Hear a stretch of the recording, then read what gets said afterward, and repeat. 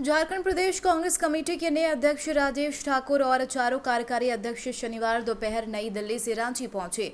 Airport पर कांग्रेस कार्यकर्ताओं ने उनका जोरदार स्वागत किया। एयरपोर्ट पर मंत्री बादल पत्रलेख ने राजेश ठाकुर के साथ साथ कार्यकारी अध्यक्ष गीता कोड़ा, बंधु तिर्की, जलेश्वर महतो और शहजादा अनवर को फूल देकर स्वागत किया गया। नए अध्यक्ष और कार्यकारी अध्यक्षों का स्वागत करने वाले कार्यकर्ताओं की संख्या इतनी अधिक थी कि एयरपोर्ट पर काफी लंबा जाम लग गया। हवाई अड्डे से लेकर कांग्रेस भवन तक उनके स्वागत की पुरजोर तैयारी की थी। हवाई अड्डे से राजेश ठाकुर और कार्यकारी अध्यक्ष बिरसा चौक और गोड़ा चौक गाड़ी खाना होते हुए मोरहाबादी बापू वाटिका पहुंचे। महात्मा गांधी की प्रतिमा पर माल्यार्पण करने के बाद कचहरी चौक से होते हुए कांग्रेस भवन पहुंचे। इस दौरान सत्ताधारी दल कांग्रेस के कार्यकर्ताओं द्वारा राज्य में लगे कोरोना महामारी के नियम का जमकर धज्जियां उड़ाई गई।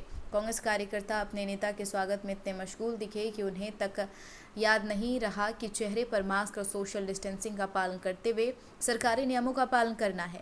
स्वागत कार्यक्रम में कहीं भी कांग्रेस के नवनियुक्त प्रदेश अध्यक्ष और कार्यकारी अध्यक्षों को अपने कार्यकर्ताओं से यह कहते हुए नहीं देखा गया कि चेहरे पर मास्क लगाएं और सोशल डिस्टेंस का पालन करें।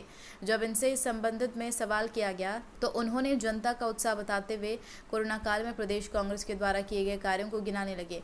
साथ ही केंद्र सरकार पर दोषारोपण करते हुए प्रधानमंत्री के ताली और थाली पर सवाल खड़ा किया। जहां तक कोविड नियमों के उल्लंघन की बात कह रहे हैं आप, तो इसको लेकर के आप कितना डराते रहिएगा, कितना समझाते रहिएगा। देखिए, हम लोग लगातार इस बात को लेकर संजीदा रहते हैं, लेकिन जब जनता की बात होती है, आज अगर कोई उत्साह में है, कोई खुशी में है, तो उसको खुशी उल्लास मनाने दीजिए। प्रधानमंत्री जब पूरा कोरोना था, थाली बजवाए, ताली पिटवाए, दिया जलवाए, तब तो आप लोग बोल रहे थे कमाल के प्रधानमंत्री हैं। आज उत्साह में लोग आ रहे हैं साथ में। कोरोना से मत डरिए, कोरोना से लड़ने की जरूरत है। और हमारे स्वास्थ्य मंत्री, हमारे मुख्यमंत्री, हमारे प्रदेश अध्यक्ष डॉक्टर रामेश्वर उरांव ने कोरोना से पूरी ताकत के साथ लड़ा। और अगर हम कोरोना में लोगों के कहने से घरों में बैठ गए होते तो कितने लोगों की भूख से मौत हो जाती। हमारे प्रदेश अध्यक्ष ने लगातार लोगों को घरों से निकालने का काम किया और लगातार हमने लोगों तक अन्नदान पहुंचाने का काम किया। जब भारतीय जनता पार्टी के कार्यालय और दफ्तर और उनके घरों में ताला लगा होता था, तब कांग्रेस पार्टी के वर्कर आपके साथ मिल करके कहीं ना कहीं भोजन बांटने का काम करते थे।